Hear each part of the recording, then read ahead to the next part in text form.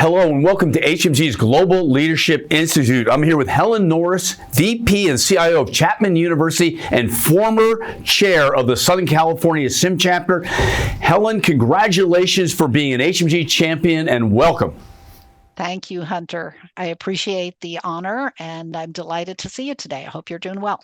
Tell us a little bit about that experience. It's got to be a big step to be thought of as a thought leader, industry thought leader, and opinion leader to go to Congress to address whether it was a subcommittee or Congress itself. Talk us through that.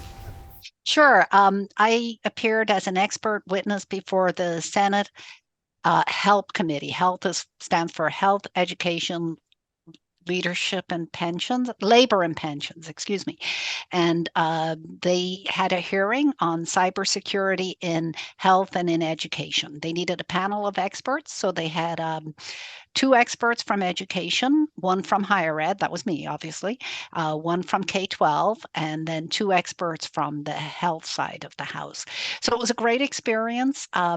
One of the things that was important for me is I had about a week to prepare my testimony. I drew on my network to help me prepare testimony. This is not a thing you do alone. The network is really important to you.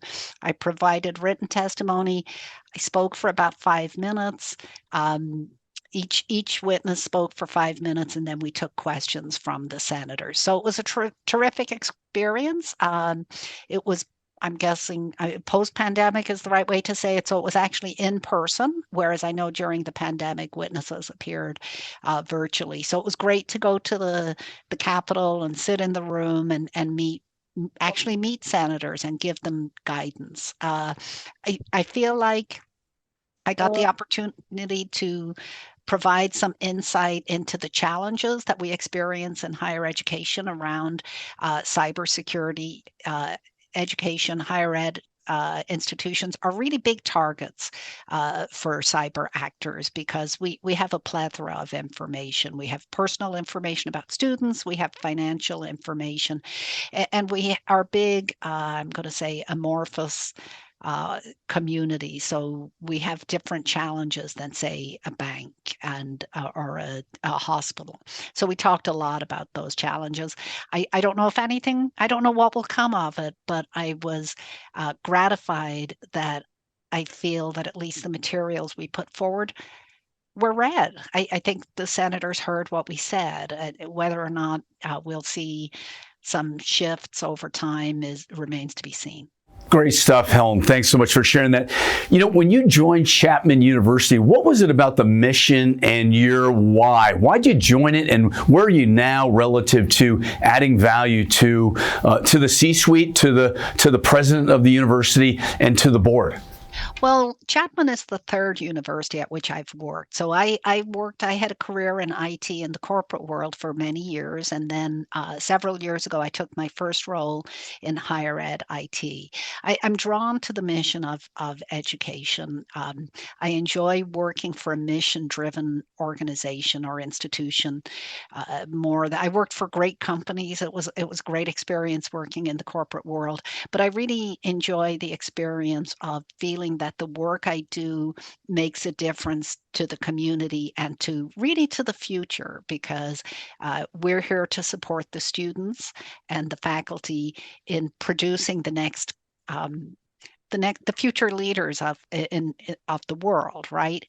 That's maybe a little more grandiose than it should be, but so I was drawn to the mission. I also enjoy and I feel this is true in any CIO role. I feel that in the CIO role, you touch every part of the organization, right? You get to meet everyone, you get a bird's eye view into what goes on in the organization. So one of the things that drew me to Chapman is that the position of CIO was appropriately positioned to do that. I serve on the president's cabinet. I report directly to the president. So I feel that I have the opportunity to participate in the university's strategic planning process and in setting our goals at a higher level, and then doing what needs to be done in the IT organization to support those goals. Great stuff. And how would you characterize your leadership style? I would say that my approach is really a collaborative approach, and that's really important to that's sort of how we work in higher ed, right? It's higher ed is a very collaborative environment. So, my collaborative style fits in there. I think you have to build a lot of consensus. In fact, at a university at which I previously worked, there was a a saying or a joke where it said, well, when you work with the faculty senate, if it's a vote of 250 to 1, that's a tie. So, building consensus is really important to us. So that's what I try to do, is build consensus, build relationships with my colleagues in the C-suite, but beyond the C-suite. The universities have this concept of shared governance with the faculty and with the administration. So it's important to build relationships with the faculty, with the deans, and actually with the student government. I think is really important. So I try to build relationships and then really leverage those relationships to build consensus and make meaningful change. Great insights. In your first 90 days, what was it about your genius moment that clicked in when your vision and strategy began to take shape or form? Well, I'm not sure that I've ever had a genius moment, and and probably if I did, it probably wouldn't have been in the first 90 days.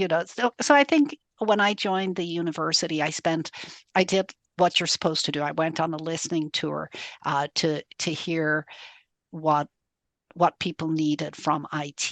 And when I had come to the organization, I think the university had been in a growth mode. So there was a lot of growth that had happened at the university that the IT organization hadn't kept up with. And so I think if there was an aha moment for me, it was understanding how entrepreneurial Chapman University is and how agile it is, and how, as an IT organization, we really needed to change our culture to be more agile, to embrace the entrepreneurial spirit, which is not a common thing in universities. Often we're seen as bureaucracies, right? And I'm not saying we don't have bureaucracy, we do. Uh, but really we approach things in an entrepreneurial way, and that's the thing I needed to take back to the IT organization to fit well with the university. That's exciting idea. Entrepreneurship is such an energizing feeling. Many corporations wish they had that in their organizations. When you think about digital and the university, what does digital look like, and what does success look like? That's a great question, because I know many times, or I observe that for my colleagues who work in industry, digital often translates more to delivering the product or the service. And that's a little different for us in a university. Our product, if you will, is the student's experience, right? So it may not lend itself. We're not interested in being,